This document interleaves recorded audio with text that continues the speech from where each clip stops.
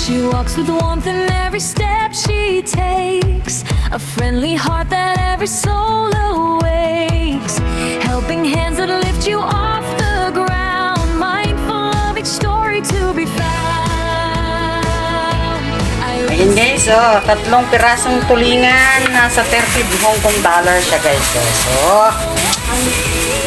Mahal yan, mahal. Ayun mo, siyempre, ano muna yan, iluluto muna yan sa suka na may mga kasama ng bawang, sibuyas. At syempre, ayan ang kasama niya, pechay.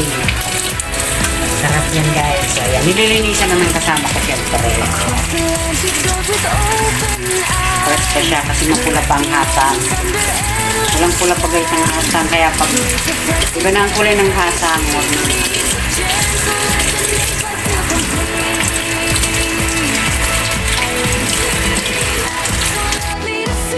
So, ayan na guys yung tatlong pirasong tulingan, tapos hiniwa niya, lalaging anin. So, iaano muna namin yan.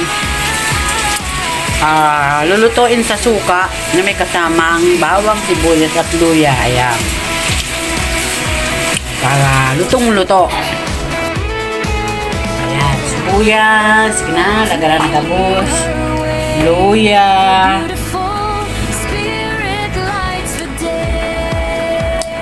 Ano yan? Bawang.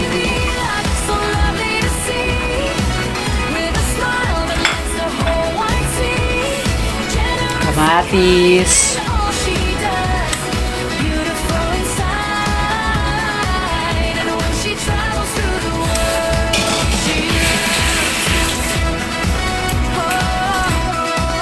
Ayan na guys, lulutuin muna yan. Sangkot siya ang tawag sa amin sa Bicol. Ayan, suka. Okay.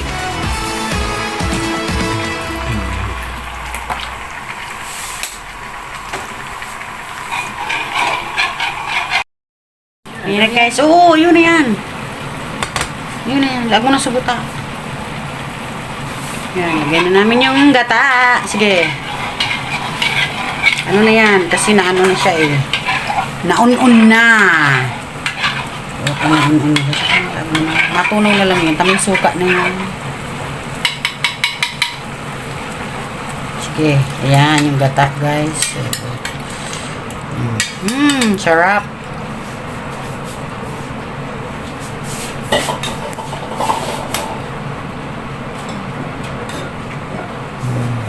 Sili.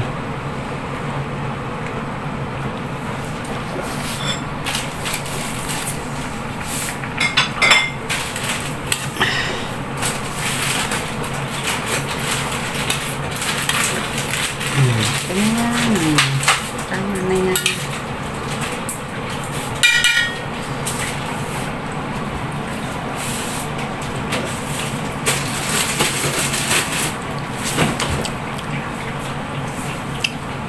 Asin may kadikit. Asin, lagyan naman ng asin. Kasi matubig pa ang pichay. Sige. Hopya, mani, popcorn. Diba? Sarap ay. Luto-lutoan pa muna ang guta bago ilagay ang gulay. Ganyan kami guys ng kasama ko.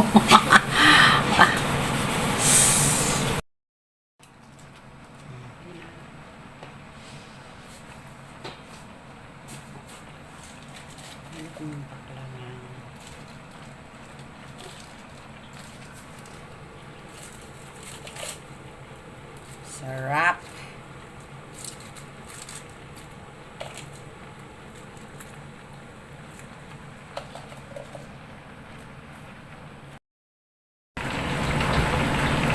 So, ayan na guys.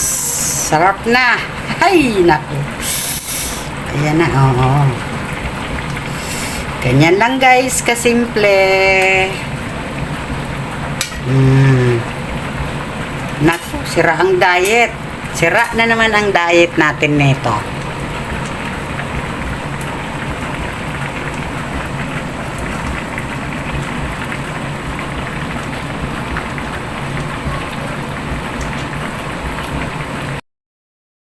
ready na.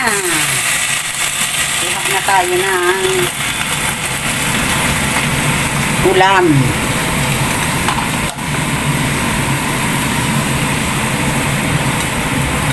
Saan na yung gulay? Maik na ba sa gulay? Sarap.